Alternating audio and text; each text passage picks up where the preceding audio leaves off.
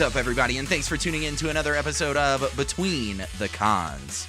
My name is Chris, and with me today, MasterMind-rebo. Don't forget to watch out for ROUSs. What are you even saying? You have the is your new intro like weird service announcements, like public service announcements? Yes, I'm just trying something. I've got nothing, Great. Just randomness. All right, it's all I've got. Well, I guess there's that. Well, I could just do handy catchphrases from any show, like basically similar to how our amazing podcast is just a blip of information in the pool of all things nerdy. My little quotes are just little blips of information from random obscure places. Well, I guess there's that. Yeah. Okay. I'll allow it for now. Thank you. Thank you. I had a bad feeling about this, but I win for it anyways. I have a bad feeling about this. Before we jump into Topic Thunder today, because that's what we got for you guys. Topic Thunder, we're going to be talking about The Gifted. But before we do, find us on the internet if you haven't already, betweenthecons.com. You can go to Facebook, Instagram, Twitter, all sorts of places. Find us there. If you're not subscribed to the show, do that. We release new shows every Monday and every Thursday. So make sure you subscribe so you don't miss out. But like I said, we're going to be talking about The Gifted on today's episode, the new show on television from the Marvel folks. But it's really not the Marvel folks. Showing it's on Fox. Yeah, exactly. Yeah. So yeah, they're still retaining rights and creating shows. One of these days, I guess. Yeah. But we're going to talk about that. So hang tight. We will be right back.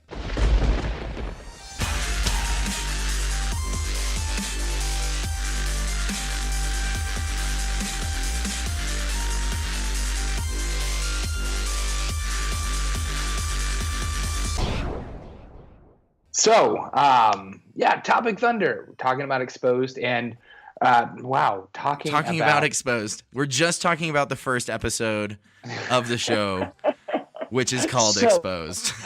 Yeah. But we're talking about the whole show, which is called The Gifted. That's true. The Gifted stars Stephen Moyer, who plays the main character. Well, one of the main characters of Papa Bear. Papa Bear, who finds out, who is totally basically he's against mutants and mutants for equality, and this guy finds out that his kids are mutants, and we kind of then dive deeply into the story of like the kids and other characters, which we'll break down throughout the episode. But yeah, that's your synopsis, where his wife also is. We'll get more into their characters, and it's basically just a dynamic where we're learning about their mutant abilities and their development. Yeah, and the interesting thing about it is this is in a world, the universe that Fox has created around The Gifted is a lot like Holocaust Germany. Yeah, but, darker times. Yeah. I mean, I've heard it. I've heard Stephen Moyer's character Reed Strucker compared to like the mutant Hitler. So basically, his job is to send off mutants to camps where they're kept in quarantine, and it's even been mentioned that the camps aren't particularly nice. He knows a few people he's captured have disappeared.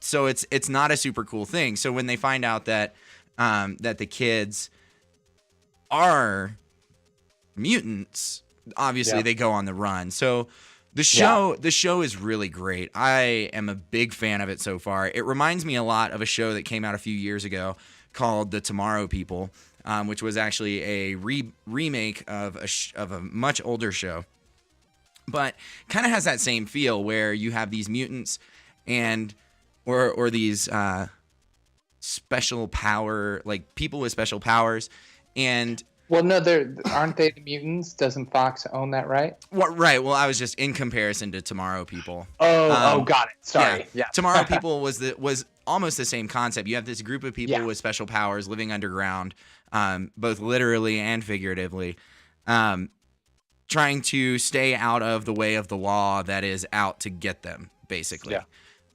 So it's a really, really cool concept. With it being so similar, feeling so similar to Tomorrow People, it makes me very nervous because Tomorrow People was an excellent show, and it just did not perform in its first season, just at all. And it was honestly really sad. But The Gifted is doing really well, actually. The first 3 episodes have had 4.9, 3.8, and 3.46 million viewers. Well, gosh, yeah. So there you go. for it to be a superhero based show, it is it's doing very well. Given it has a great cast, Stephen Moyer, Amy Acker, writing the main character and his wife. But there's also a lot of really good young talent. Some lesser known talent, some more known talent like Jamie Chung. But it's good. It's really, really fun so far. I enjoy it a lot. But hopefully it'll stay around. Stay that way. Yeah. I was going to say. So kind of getting into the history of The Gifted. Yeah. They went pretty obscure. Pretty obscure with air quotes for the comic book readers, because the characters that they chose as the primary characters for the show, Eclipse, Polaris, Thunderbird, and Blink, they're pretty common names around the X-Men universe seas, with like the only exception of Eclipse. But Blink was in Days of Future Past. Correct. Played by Jamie Chung, I believe. I think it was the same person. Yeah. Eclipse, there was a character in Days of Future Past that reminded a lot of people of Eclipse, but they never really outright said who Eclipse was or who that character was in Days of Future Past. But it was a lot more true to the comic book character of Eclipse. Eclipse is played by Sean Teal, who was in Survivor with Pierce Brosnan and Mia Jovovich, if you're Tori. Or if you're anyone else on the planet, it's pronounced Mia Jovovich. Now, here's the real question. Like, were you like just so excited that she was, going to be a part of this episode that you could use my mistake from earlier? I went out of my way. I picked an obscure Connection. Pierce Brosnan movie. Yeah, of course. No. I was excited, but I did not go out of my way. What? I mean, you did put at least the pronunciations in our... Well, in fairness, quick shout out to my wife, Michael Ann. Today was a crazy day at work, and I already had the structure for today's show like in my head, but I hadn't had time to put it on paper. And today was a crazy day at work, and I just felt like I was running out of time, and I wasn't going to have time to do it. So I shot her a text and asked her if she could do a little bit of homework. And she did a bang-up job. And, she really did. And so thank you, Michael Ann. And I did wind up running out of time to actually prepare a show sheet. So yeah, and the good news is, had we entrusted my significant other, then the show's notes would have looked a lot different.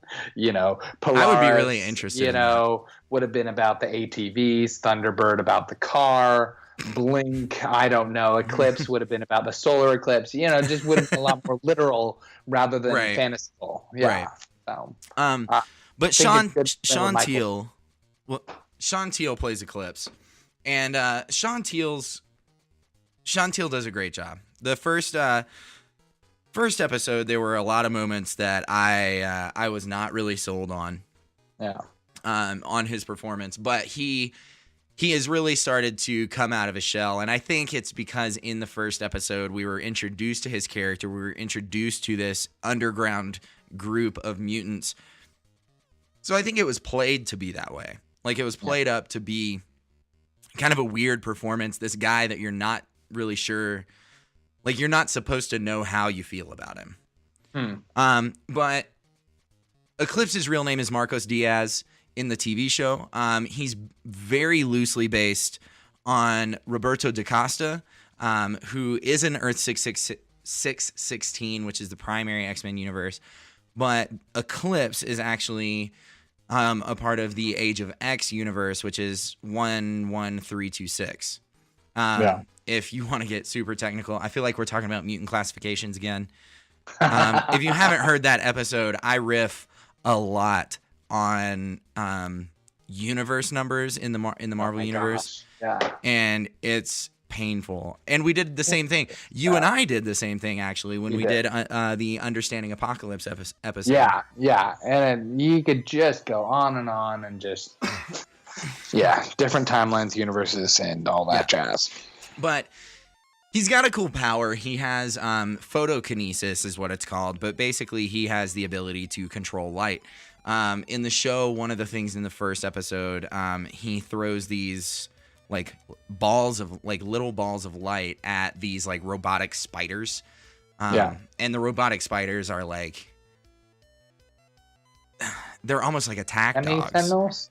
Yeah. Well, they're like attack dogs. Like once they catch you, they wrap their spider legs around you and it ties you up. Stuck. So it's really cool. He has a neat power. And so like Jubilee on crack.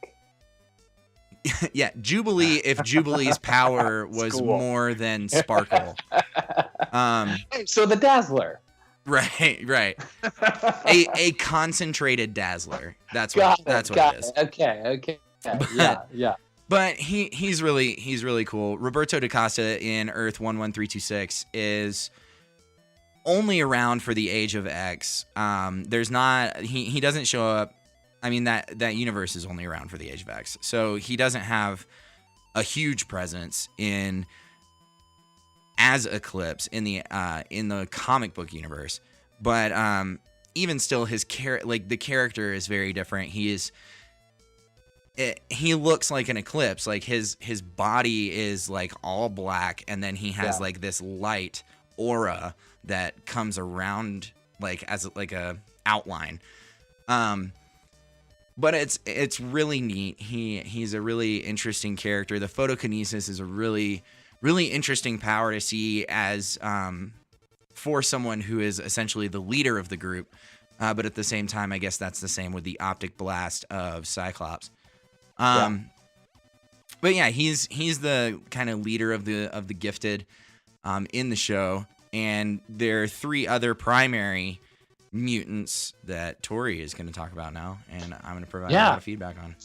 Yeah, and we'll just have you correct me on any names. So, so we'll speaking of names, we'll start with Polaris and Emma Dumont, who was also in Aquarius, and she plays the character Lorna Dane. So in our show sheet, it says Aquarius with David Duchovny. Were you afraid to go near David Duchovny? Yes, I really was, actually. I was like, you know what? I'm not even going to give him a chance. But he found it anyways, folks. So I'm proud of you, Chris. Proud of you, and yet also hate you. Happy to be here. Happy to be here. But yeah, Lorna Dane, which, in the comic book world, also she's in Earth 616, the primary universe. That was her name since adoption. Because she actually is Magneto's daughter in that universe. Now, this obviously, it'd be really awesome if it applied in the show later. My thoughts are it probably won't. But Lorna Dane first appeared in X-Men comic book number 49, which is just awesome when you get that low. Yeah. She's been around for a long time. 1968. Yeah. So, I mean, she has been around, she's teamed up with the X-Men multiple times. She was even like in the comic books, she was attracted to Iceman for a while, but like she wasn't. I know, but her main squeeze was with Havoc, who was the brother to Cyclops in the comic books. But it's just crazy stuff. Her power is magnetic ability, similar to her father. Basically the same ability as her father. Right. And where it just kind of differs is, in the comics at least, her intelligence is a lot less. And just desire to take over the world. Well, to an extent, like her superpower is not intelligence, but I believe she has a PhD.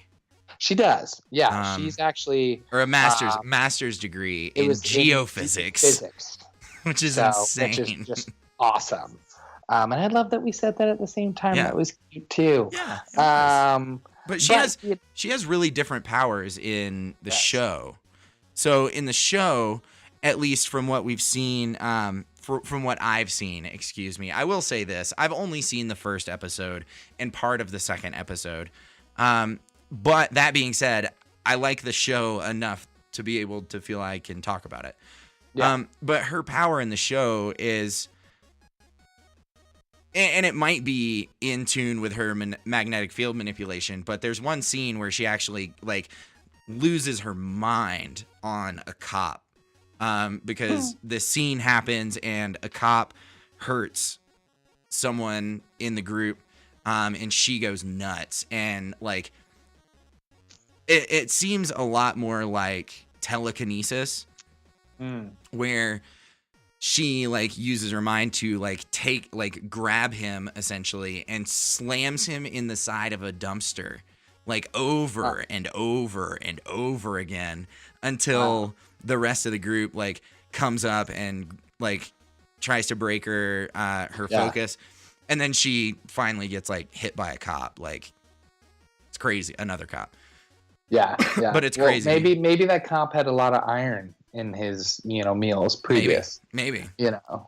But she is insane. Polaris is one of my favorites from the X-Men universe. She has a very, very wide set of powers, all very similar to Magneto. Absolutely. The one thing about Polaris is she's an alpha mutant. So she is very, very strong. Very powerful.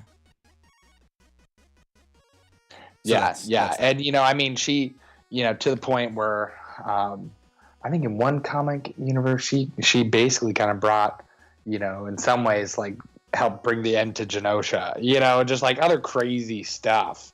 Well, she tried to stop Magneto when but it's just when you're going toe to toe.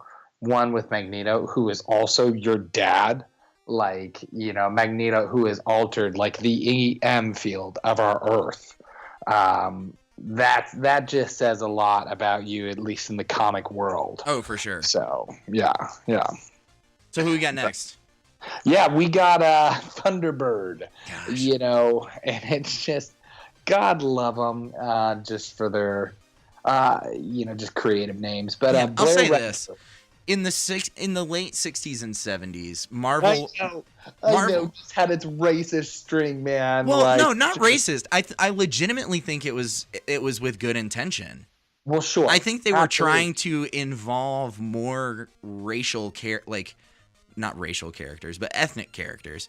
Yeah. And to do that, they kind of got lost in their own ignorance with Black Panther. And Thunderbird, who's a 6'10", very flamboyant Indian from the Apache reservation. So yeah. I think it was good intention, but looking back on it now, super racist looking. Yeah. So because we love you so much, Marvel, we'll give you the benefit of the doubt and say, hey. Thank you for trying. You've done a lot of great things for us, and we love you for it. So, but yes, his name is John Proudstar, which, again, they're sticking to the comic book names.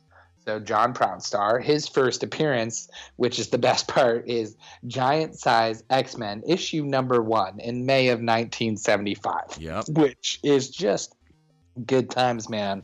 Steven, the Outlaw Steve Jr. has a very highly graded copy of that comic on like the shelf above his computer. It is pretty impressive. Maybe we'll hand him the reins to the Instagram account one day, and he'll post a picture.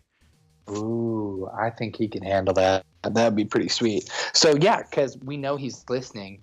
And yeah, do it. Post a photo. That'd be awesome. So, but yeah, so his history is, it's like it's all about his durability and his strength, man. And he's got some strong fighting skills. At least as far as the comic book goes, he's got enhanced senses, an expert track. I mean, he's an Indian. Like, he's a Native American. Like, they gave him the most Native American powers. Come on, man. Like, help us out. We're really, really trying to give you the benefit of the doubt, Marvel. But it's like, you gave an Indian expert tracking and experience hand-to-hand combat. Right. Yeah. I mean, and in the show, the one thing I like about the show is they've added a really interesting visual aspect to his senses. So I feel like we talk about it enough on this show, but I'll bring it up again. The show Alphas that was on Sci-Fi. There was a character on that show that had enhanced senses, and anytime that she would use one, it would dull all of the other ones. So if she was trying to smell something, she would blur her eyes. It would blur her eyes. She wouldn't be able to hear very well. She'd be less sensitive to touch and taste. And they would do this cool thing with the camera where they would kind of mute whatever she wasn't doing. So, like, if she was trying to smell something, anything like that had her in, like, just her in frame got really blurry. And like all the sound got like Charlie Brown's parents kind of thing, like. I love that. So great it was comparison, by the way. Yeah, it was really cool, and they've kind of taken on that same idea with Thunderbird. So in the show, there's a scene where he's trying to track Blink, and Polaris and Eclipse are getting super frustrated trying to follow Thunderbird because he's like, well, now she's 10 blocks away. It's like, you said that 30 blocks ago. Yeah. It's like, her moving is strange. But it's really cool. They add this really cool visual element to his sense abilities. So I think that's neat. Yeah. So I'm all for it, and I definitely need to catch up on the show for sure. And he is a stereotype. Like, he is in the show. He is a stereotype. I'm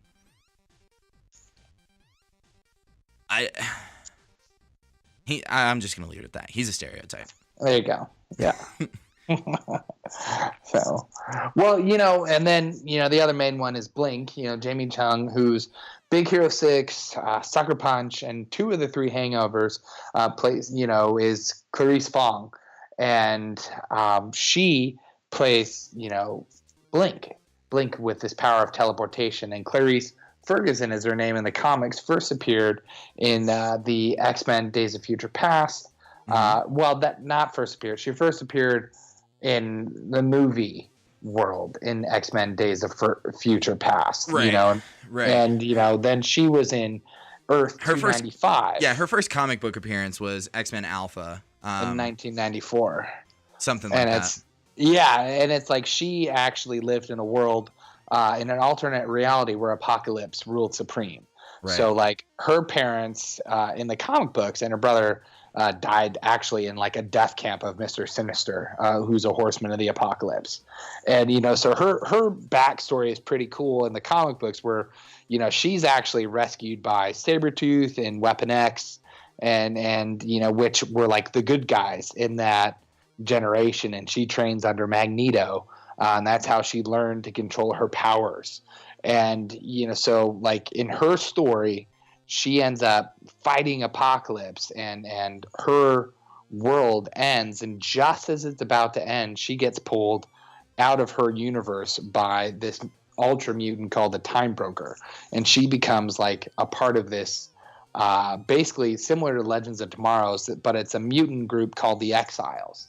Right. And they go around, saving all these different universes and alternate timelines. And she's kind of got a rich story within that team. And she was actually the leader of that team for a while. Exactly. Yeah. Yeah.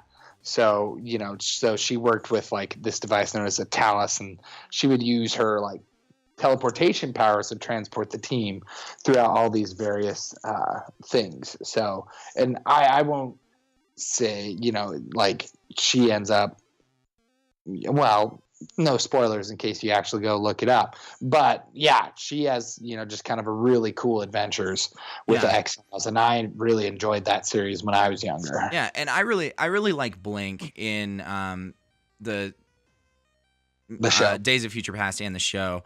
Yeah. I like that they took a character who, in all fairness, is pink. Yeah. In the comics. Yeah. And changed her name, Clarice Ferguson, to Clarice Fong. Hired Jamie Chung to play her. Yep. And kind of got rid of that whitewashing aspect. Yeah. And this show does a great. Or you could say pinkwashing aspect. Pinkwashing aspect. Yeah, but this show does a great job of that. And I know that that's one thing that we're seeing a lot more and more of in our climate as a world, as a country, where sure, all these characters were white, or I mean, Clarice Ferguson, that's a pretty white sounding name. Yeah. He said, as a white guy. And then Sean Teal, he's English. Yeah. But he does have some sort of ethnicity in his blood, I believe. Some tone in his melanin. But Polaris, Thunderbird, Blair Redford, and then Jamie Chung playing Blink, I think they did a really great job from that aspect. And especially with Blink making the change from Clarice Ferguson to Clarice Fong, obviously they didn't want to put a pink character in a TV show. Because I don't know if there's a way that you can spin that it doesn't seem funky. Yeah.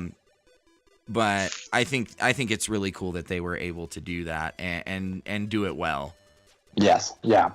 And that's always the hard bit too. When you achieve like that sense of, hey, we actually integrated this very well. So right. Kudos to them. So I guess I'll talk about the Strucker family. So yeah.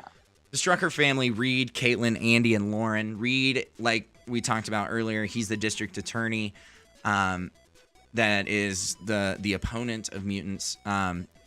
He is played by Stephen Moyer from True Blood. He is hands down leading the show in worst performances so far. I have had a hard time, outside of the opening scene of the show, I have had a hard time believing anything that he said, feels, acts. But he's a big name, I guess. Reed Strucker is very loosely based on Baron Wolfgang von Strucker from the Marvel Comics, who is a super villain. He's a bad dude. He's super bad in the comics. Yeah, and he's a former Nazi officer. He's one of the leaders of Hydra. He is a bad guy. And I think he's loosely based on that character in that he is trying to rid the world of mutants and lock them away or whatever needs to be done. He's making sure that it gets done. Wolfgang von Strucker made his first appearance in Sergeant Fury and his Howling Commandos, number 5. Yep. in 1964. Spent a lot of time with Red Skull. Spent a lot of time fighting Captain America, obviously. Spent a lot of time with Nick Fury. I mean, Sergeant Fury and his Howling Commandos. So he's been around for a long time, and he pretty much can't die. Every time he dies, somebody brings him back to life. But the better note that you have is his powers: skilled attorney in this series. He really knows the law. Yeah, in the show, he is not a mutant. He does not have powers. He is nothing to write home about. He's just a district attorney. Caitlin Strucker, the mom, played by Amy Acker, from Person of Interest, Cabin in the Woods. She's the mom. I mean, there's nothing really there. She is a character for the show. She was not, at least that I can find and or think of, she's not really based on any character from the comics. So she doesn't really have any powers either. She, at least that we know of, she is just Reed's wife and Andy and Lauren's mom. Her powers are momming like a boss. She's super mom, but without the super. Right. Andy Strucker, he is the son of Reed and Caitlin. He is played by Percy Hines White from Night at the Museum. He is your classic victim of bullying. Yeah. He's an introverted kid, and he has this scene where he's getting bullied, and that's where we find out that he has powers. Only later to find out that Big Sister has him too. He is loosely based on Andreas von Strucker from the comics. Once again, very loosely based. Uncanny X-Men 194 from 85. Main power, telekinesis. The good and bad part of that is he doesn't know how to control it. And that's why it becomes such a big deal in the show. His first outbreak, I guess, of his power is on such a colossal level. I know, buddy. It's on such a colossal level that it draws a lot of attention. And it is very, very obvious that it was a mutant that did it. So it gets a lot of news. It grabs the attention of Reed Strucker. Come to find out, it's his son. So they immediately start their fleeing.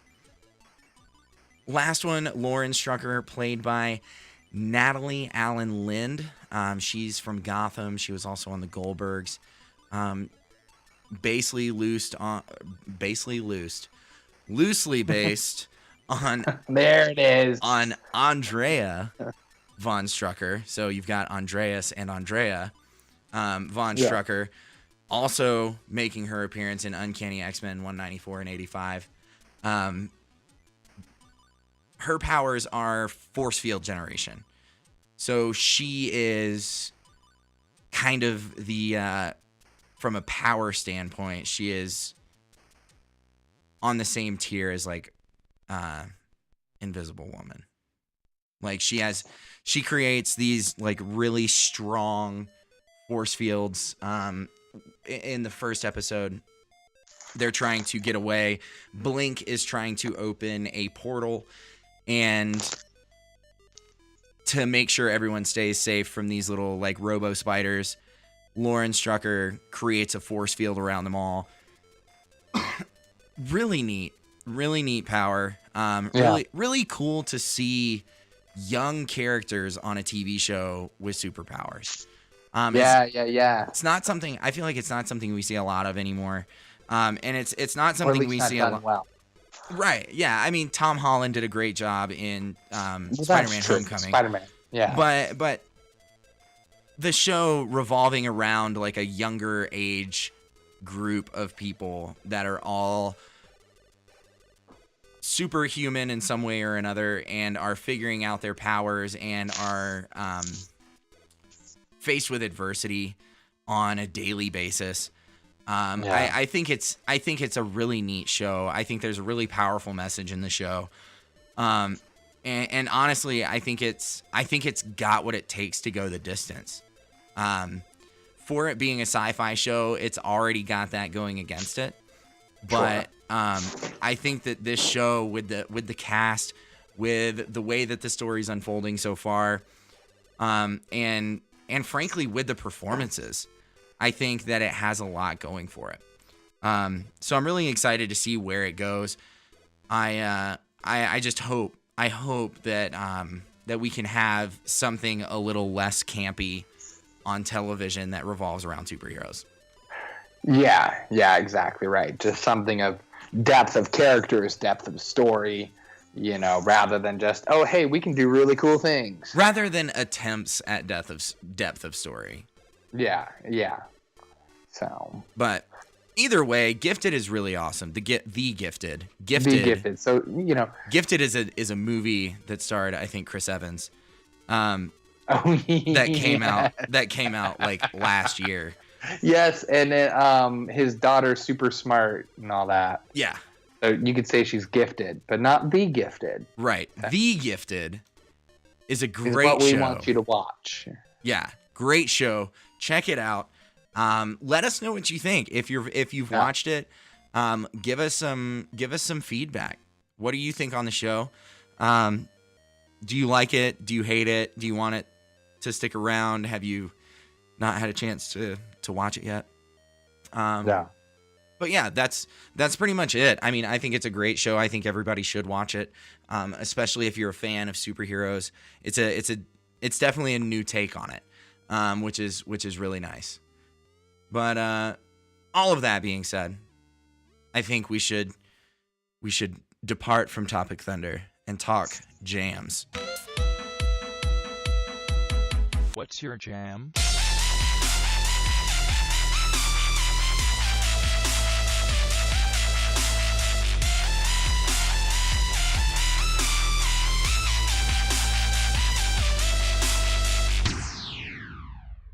I've got a jam, man, and once again, hey, thank you, Michael Ann, for contributing initially to our jams. We have edited them Slightly.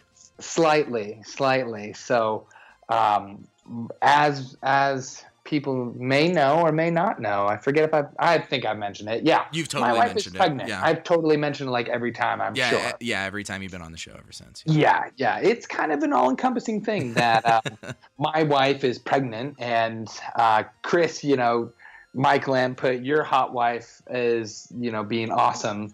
And so I put my hot pregnant wife who creates life while making brownies.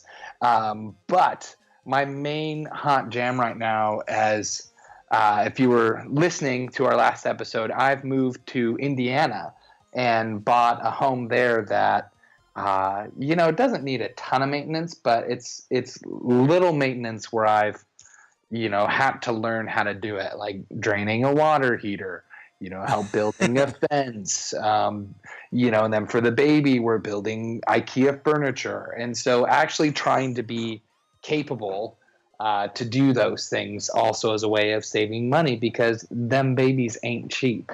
Ain't cheap. That has been my jam of also then having a career in real estate. So yeah, lots of fun stuff. So my jam is my hot wife who does my laundry and makes me brownies. How often though does she make you brownies? At least like every couple weeks. Okay, that's pretty good. And it's crazy. So let's talk about Michael Ann's brownies for a second. So Michael Ann makes brownies like Betty Crocker brownies out of like the bag that you can buy at the grocery store. Yeah. Here's the thing. I try and make those brownies and they're like, okay, they're all right. So like brownies. Using same box, same bag, Yeah, same box / bag, same instructions, all that kind of stuff. Yeah. It's meh when I make them. When she makes them, they're freaking amazing. I don't know what she does differently, but they're still some ingredient she adds or something. Yeah, they're still gooey. Like they're like the perfect consistency for a brownie. Like Oh, I love that. hard enough to stay together, but like still gooey enough to fall apart. You know what I'm saying? Yes. No, I really Man. do. Man, it's Oh. so good. I But love some chocolate. but she does make very good brownies. But my actual jam that I was prepared to talk about before I read the notes that Michael Ann put in here, is Lovecraft Letter. So Lovecraft Letter is a game that Michael Ann got for her birthday. We talked about on the show how I built her a table, got a bunch of friends to pitch in on new board games. One of them is Lovecraft Letter. The way I explained it the night that we played it, for the first time, because I had to read the rule book and explain to everyone else how to play. In so many words, it's a glorified goldfish or glorified go fish. Nice. But it's a lot of fun. It's a very fast-paced game. It's a game of, just like Go Fish, it's a game of watching paying attention to what other people are doing and trying to think what could possibly be left in the deck. Yeah. So is this like Love Letters? Yeah, it's based on the Love Letter engine. Okay. Yeah, Okay. so that's it's- kind of what I figured. Yeah. It's the same concept. The only difference is it's Lovecraftian characters. So you've got the Elder Sign, Cthulhu, all that kind of stuff. Which is awesome. Yeah, it's super fun, and we played. Whose affection are you trying to win? Is it Cthulhu's? Well, you're not. So that's the thing. It's based on that engine, but it's a very different game. So there's sanity versus insanity. So as you go, you kind of bounce back and forth between being sane and being insane, based on how you play and the cards you draw. But the goal at the end of a round is to be the last man standing or holding the card of the highest value. Yeah. So it's really fun. It's a really great time. I strongly suggest people go and get it just to try it out. It's like a $20 game, and it's super fast. It's 4-ish player game. I mean, we played with 4 players, and it was perfect. Yeah. And Yeah. it's a fun game. Like it would be a fun party game for like a couple people to play. That's fast paced enough that it's not like grueling pace. Yeah. Like that you get so bored with how long it's taking. But we played 3 rounds in like 45 minutes, and it was the first time any of us had played the game. Love it. Like we could have played 3 rounds in 15 minutes, 10 minutes. Yeah. But yeah, it's a fun game. Lovecraft Letter, check it out. And that's everything for the show. So, That's a good show, man. yes, it was. It was a good show. So thanks to everybody for tuning in today. Make sure you hit up our website, betweenthecons.com. Sponsor the show if you feel so led on Patreon. If you like our theme music, Afixa is the guy that brings it to you. And finally, tune in on Thursday. We're going to be back. We're going to have a pineapple episode, and you don't want to miss it. So subscribe and tune in on Thursday. You guys have a great week, and we will talk to you then. I'll see you later.